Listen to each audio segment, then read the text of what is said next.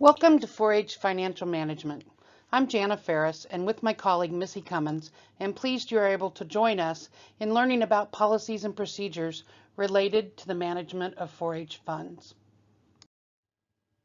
Understanding how to manage 4-H funds is important for all 4-H volunteers and youth. During this presentation, we will cover the essentials of 4-H financial management. We will use the term 4-H Club throughout this presentation to refer to 4-H clubs, groups, councils, and other authorized unit. During this session, we will cover developing a financial system, basic banking skills, preparing a budget, keeping records, and the Washington State University requirements for 4-H financial reporting. Two new publications, the Washington State 4-H Treasurer's Handbook and corresponding Leader Facilitation Guide, have been developed to encourage youth and adults to work together as they manage 4-H funds. While a publication date has yet to be set on these two new resources, you can obtain a draft copy from your county extension office. When your 4-H club is raising money, it is using the 4-H name and emblem. Using the 4-H name and emblem, or Clover as we affectionately call it, comes with great responsibility. All funds raised in the name of 4-H are public funds and involve a level of accountability and transparency that we normally do not experience when we are dealing with our own personal finances. 4-H is designated by the Internal Revenue Service as a tax-exempt organization. This simply means we are not required to pay income tax on 4-H earnings. However, there are guidelines that must be followed when raising and spending funds. Developing a system to manage and track these funds will make it easier to maintain compliance with these guidelines. There are a variety of methods that you can use when developing your financial management system. Some clubs may prefer to simply use a physical binder to keep receipts and bank statements and log transactions. Other clubs may prefer to use a combination of paper copies and computer software program. The system your club chooses to use should be accessible for use by both the club treasurer and club leader and easy to use. If there is a cost for software, the club should fund and purchase the software. Using a computer software program must have an accompanied filing system, as original copies of receipts should always be kept. Regardless of the system, it should involve several key components such as bank account information, budget, tracking and documenting income expenses, auditing and reporting. Maintaining the treasury assists the treasurer in learning goal setting, record keeping, responsibility, and communication skills. The treasurer should maintain the funds for the 4-H club with the help from the 4-H leader only when it's necessary. There are several main components to managing 4-H funds. Let's look at these components and discuss the importance and characteristics of each. An important component of managing club finances is record keeping. Any 4-H entity that raises funds must have a bank account. This may be a checking or savings account. In your system, you should include information about your club accounts, such as bank account number and a list of the authorized signers on those accounts. Documentation that must be kept within your financial management system includes a copy of your EIN letter from the IRS. You will need this to open a bank account. Your club will need a receipt book. All income and expenses should be documented with receipts. Bank statements should be reviewed, reconciled, and kept in your files. You need a ledger for recording transactions. A ledger is essentially a journal of all funds that come in and goes out of the club. Finally, you need a copy of the account opening information, which indicates authorized signers on the account. The leadership in 4-H entities can change from year to year and is critical to track who has authority to sign checks and make changes to the account. Your club will need an employer identification number, or EIN, from the Internal Revenue Service, commonly called the IRS, of the United States federal government to maintain any funds. This number is basically an identifier the IRS uses to track the financial activity of your club. While having the name employer in the title of this number can be confusing, rest assured it doesn't mean that you're going to be able to hire people. The club leader applies for the EIN, and it is recommended doing so alongside the club treasurer.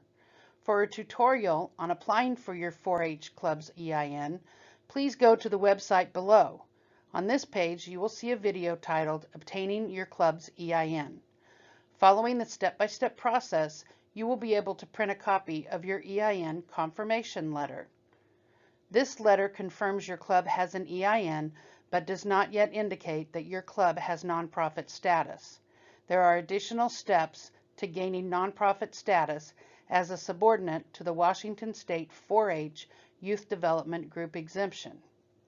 Your club has a separate identity with the IRS than Washington State 4-H. In order to be included in the group exemption, your club needs to present and pass a motion to authorize this inclusion. Next, the club president and leader signs the authorization form, which can be found on this website, and attaches a copy of the minutes that authorize the signatures. Completion of this training and submitting the following paperwork to the Extension Office is the last step. Paperwork to be submitted to the Extension Office include your EIN confirmation letter from the IRS, your Washington State 4-H exemption authorization form with the minutes attached documenting the club's approval, a certificate of training completion for both the club leader and club president, and a copy of your club's constitution and bylaws. If your club is not included in the group exemption, you may have to pay income tax on all club income. The web page includes many resources for 4-H financial management. In the 4-H Youth Development Program, we believe in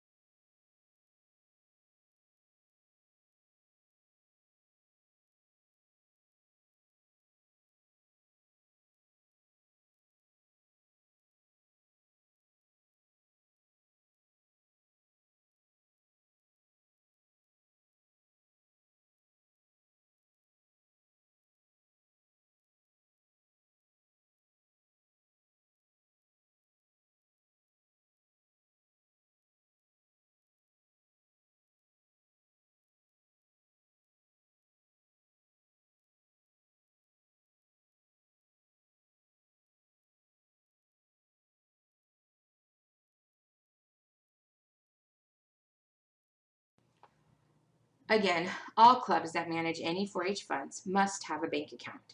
For now, mobile banking is not allowed by Washington State University 4-H Youth Development. However, online banking is a convenient way to keep track of a banking activity. To open an account, your club will need to have an EIN, your employer identification number, provide meeting minutes that authorize you to open the account, and have an opening deposit. It is a very good idea to call your bank ahead of time and ask them what documentation they require when opening accounts.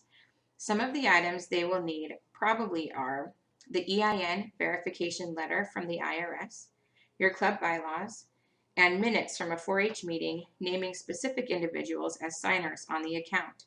Washington State University 4-H requires 2 signers on each account, not from the same family. Do not open a checking account that requires 2 signatures, however.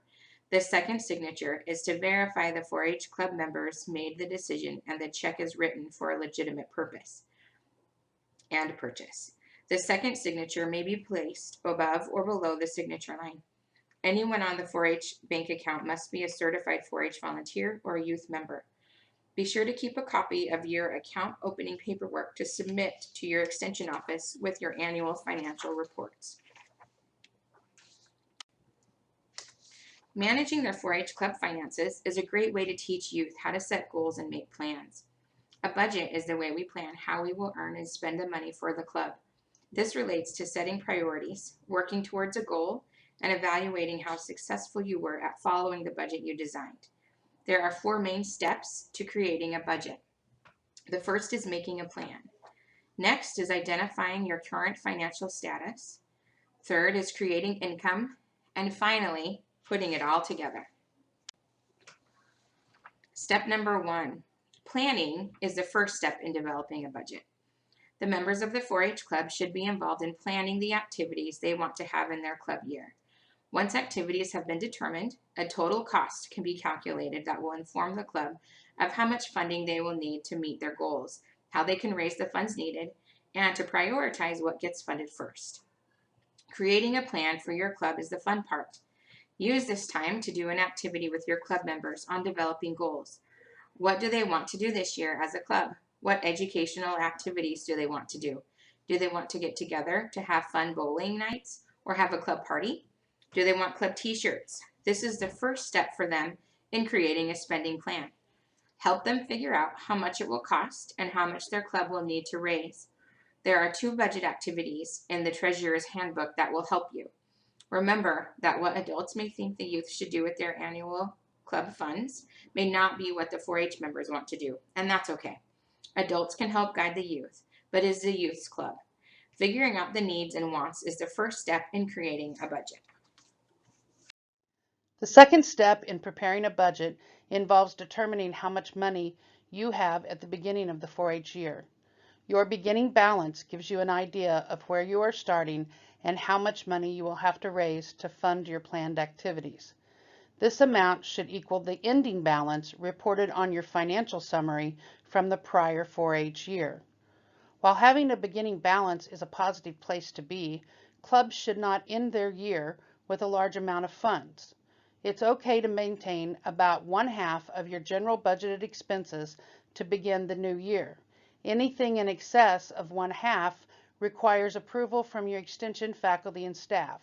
You will need to complete the request to maintain an excess budget form. This step is pretty simple for new clubs, as they most likely will begin with 0 funds. This step may involve a lot of time and planning. Help your club treasurer to lead the club through the process. If your club has a volunteer that is leading the fundraising task, have them work with the club treasurer on this. Discuss with the club members how they want to raise the money they need. This can include product sales, events, car washes, club dues, etc. Your projected income and projected expenses should match. Any income should be raised with the end activity in mind. If your club completed the first budgeting activity in the club treasurer's handbook, this is a good time to have them complete the second activity. Creating financial goals will motivate them to want to make the money and will remind them why they are working hard to raise the funds in the first place. All fundraising activities require prior approval from your extension faculty and/or staff. Check with your county to determine how you apply for approval in your county. At this point, you will work on finalizing your budget. While this step may take a lot of time and effort, allow your club treasurer to lead this process. Always be there by their side to help them if they need it, but let them take the lead. Discuss with your club members any shortfalls or overage of funds. If your final budget shows an overage, which is more income than expenses of funds, prioritize your fundraising activities, as you may be able to delete 1 or 2. If your budget shows a shortfall, which is less income than expenses, discuss the possibility of increasing your fundraising to raise more money, decreasing your planned activities to reduce expenses, or using some of your beginning balance to fund the shortfall. Your club is responsible for keeping records of all financial activity. Once your club has developed its financial record-keeping system, the treasurer, with your guidance and mentoring, will be responsible for setting up their own system for maintaining records of all expenses and income.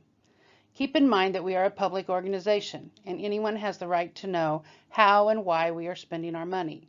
Your records should be kept in a manner that if anyone asks questions, it will be very apparent what you've done with the funding. Additionally, it helps the annual audit if records are kept in an organized manner. If you need help for developing your system, Work with your local extension faculty or staff for suggestions. Your club may choose to use a check register to track all activity in your bank accounts. Some people prefer using a check register to write down all of the income and expenses of their personal accounts, and this might be something your 4-H club members may want to know more about. However, there are other ways to keep track of funds in a 4-H club account. The club ledger. Each club will need to use a club ledger. A sample is shown here. The ledger should have space to record the date, explanation of the activity, and the columns for budget, category, expense, income, and balance. A balance column is used to keep an ongoing balance for the club account. It is important to remember to document voided checks in the ledger also. If your club has projects that have their own funds but are incorporated into the club account, you should have separate project ledgers for each project. Each ledger should have the same columns and should contain more detailed information about the purpose of each purchase. For example, if your club members raise funds for photography and for horse club project areas, the club might raise funds to spend money in photography and also in horses. You will want to keep track of the photography funds and the horse funds using a separate ledger in the club financial records. Your club should maintain a project ledger, much like a club ledger, that keeps track of the funds for the photography and for the horse projects. All income should be documented with receipts. Writing receipts is an important task for your club treasurer to complete. Every deposit slip must be accompanied in the records with a description and copy of receipts written or proof of how the income was earned. Using a receipt book with carbon copies makes it easy to keep a copy of the receipts. Every time your club spends money, you must have a receipt to document what was purchased. Keeping receipts for your club expenses is a critical step in maintaining financial records. We will discuss expenses in further detail later in this presentation. When your club receives donations, it's always important to send the donor a formal thank you. Not only does it convey your gratitude, it also gives the donor proof that they have given to your club. Be sure within the letter to state exactly what they gave you. If they gave you cash, thank them for cash. If they gave you a saddle, thank them for the saddle. If they give you a gift card, thank them for the gift card. Unless we receive cash or check, we cannot reflect the worth of their donation. There are samples of these letters in the Treasurer's Handbook. Also, sometimes a donor may want to get proof you are a tax-exempt organization before they donate. The Treasurer's Handbook explains what to do in this instance. Your county may have other requirements for documenting donations. Be sure to check with your extension, faculty, and/or staff to determine any additional requirements. Your club will be depositing both checks and cash into your account. Work with your treasurer to obtain a stamp to be used to endorse or sign each check on the back. These stamps can be bought at Staples, Office Depot, or similar office product stores or online. The average cost runs from $8 to $15. Check with your bank or financial institution to find out what their requirements are for endorsement stamps. All checks must be endorsed immediately upon receipt. If you lose a check or it is stolen, it can be transferred without the endorsement. Additionally, if you lose a check or it is stolen, please contact the writer of the check immediately. Determine together when cash and checks will be deposited. A good rule of thumb is to deposit items within 1 week of receipt. Practice filling out a deposit slip. Obtain sample deposit slips from your bank or copy some from the Treasurer's Handbook. Work together as you complete their first 2 or 3 deposits. We will work later in this presentation to discuss record keeping of deposits. We cannot stress enough that receipts need to be kept for all items purchased. If somebody wants to get reimbursed, please stress to them that they need to present a receipt to be reimbursed. Any expenses paid by the club treasury should also have a corresponding receipt to document the transaction. An appropriate receipt includes an itemized list of what was purchased, where it was purchased, when it was purchased, and the total amount paid. If a club leader or youth loses a receipt, have them complete an affidavit of lost receipt. This can be found on the Washington State 4-H Club Financials website. Keep in mind, however, somebody who frequently fills these forms out needs to be removed from being able to get reimbursed. The importance of a receipt is so great, if they cannot manage that process, you'll need to find somebody else to buy things. Here are the basic guidelines for spending 4-H funds. Programs or activities using club funds must be available to all youth in the club. While the event or program may have age limitations, prerequisites, or pose a schedule conflict for some members, it should be designed so that all youth in the club may qualify for the opportunity at some time in their 4-H career. When club funds are used to support a program activity that some members of the club may not benefit from or participate in, there are 3 criteria to move forward. First of all, there has to be a plan for how the recipients will be selected, whether they go through an application, interview, experience, or whatever stage. There simply needs to be a plan or criteria.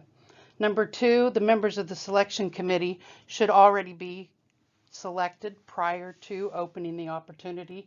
And 3, that there is some type of expectation of the participant following the activity or following with younger team members. All members must discuss and approve the use of funds for the purpose. Ideally, this would happen at the beginning of the club year when the annual budget is determined. Other decisions about expenditures may happen throughout the year for unplanned situations. The vote or consensus of the membership must be documented in the meeting minutes. If the club wants the club leader or treasurer to be able to spend money on non-budgeted items outside of a club meeting, there must be a clause within the Constitution and bylaws that indicates they have that authority and gives a dollar limit for how much they can spend. For example, if a member of the club's parent passes away, the leader and treasurer would be authorized to spend up to a certain amount of money to send flowers or something else as a memoriam. 4-H clubs must be used for educational purposes. Spending club funds can be educational by involving youth in the activity planning, setup, coordination, execution, etc. In the prior example, it is not unusual for a club to have a budgeted amount set aside for either hospitality or some call it sunshine for those life instances whenever the club will not be able to meet to approve the expense. Members can learn many life skills in the process. It can also be a significant bonding and team experience for all involved. A more detailed guide for spending funds in 4-H are at the draft stage right now. We anticipate this guide will be ready no later than November 1st, 2019. Once this is completed, we will notify each county extension office, and the guide will be located on the 4-H Club Financials webpage.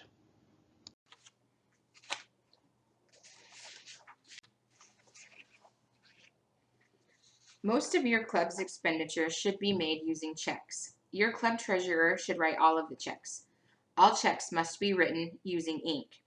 Practice completing checks together for the first few expenditures. Follow the guidelines and the treasurer's handbook for writing checks. If the treasurer is an official signer on the account, they should sign the check on the signature line. If they are not on the account, they will sign above or below, or on the memo line of the check. After you have written the check, write the check number and date of the check on the receipt. For debit cards, there are some additional things that are required. It can be kind of tricky to keep track of debit cards. It's very important to keep the receipt. Once you have kept the receipt, you need to find another club member to verify that the purchase is a legitimate purchase. Please make sure that there are 2 signatures on the receipt and that you record all debit card expenses. Anytime you receive money or donations or spend money, you need a receipt to document the transaction. There are many different ways to document financial activity. For receipts of dues, money, etc., use a receipt book that is pre-numbered. You can find these at most grocery stores, supermarkets, and office supply stores. Remember that everything you do should require a receipt.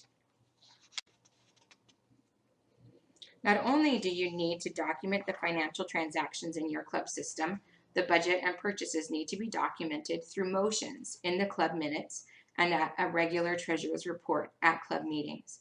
Any decision related to finances needs to be in the club minutes and on the treasurer's report. A treasurer's report needs to be provided at all business meetings. If your treasurer has not submitted regular reports, discuss what, if any, barriers exist that keep them from reporting. If you are not pleased with the response or you receive no response, immediately contact your extension staff and faculty person for further direction. The club treasurer's report is the way the treasurer lets the club know the club's financial status. At the end of each year, each 4-H treasury must complete a club review. The members of this review committee or team cannot be anyone that had access to the funds or was involved in the record keeping for the financial activities of the club. Some clubs ask community members to audit their books. Other clubs have swapped records with another club and audited each other's records. Audits should be done as soon as possible after the end of the 4-H year in September so that annual record tasks can be completed. Each club submits their end-of-the-year records to the Extension 4-H office by December 1st of each year. They must submit their audit report, annual financial summary, property inventory list, and documentation of their bank account signers. These documents are also located on the Washington State University 4-H website. The 4-H office is required to do a formal audit of at least 10% of all 4-H accounts each year. Clubs undergoing an audit will also need to supply the 4-H office with all club financial records, including club ledgers, receipts, bank statements, club minutes, and anything else pertaining to the club account. The 4-H office will file the 990N with the IRS for each club at the end of the year. Today we have covered the basics of managing 4-H club funds. We discussed creating a system, the importance of documenting income and expenses, the processes of developing a plan, and the end-of-the-year requirements. If you have any questions about this presentation, please contact your local 4-H faculty and/or staff at your county extension office. They will be able to help you with any topics. This training will eventually be located on the eXtension web platform. This site will administer a short quiz and produce a completion certificate. Until this course is developed, you are required to print an attestment to completion of Washington State 4-H Club Financial Management form. This form is located on the Club Financial Information website. I'd like to thank you, along with my colleague, for participating in this training. Please let us know if you have any questions.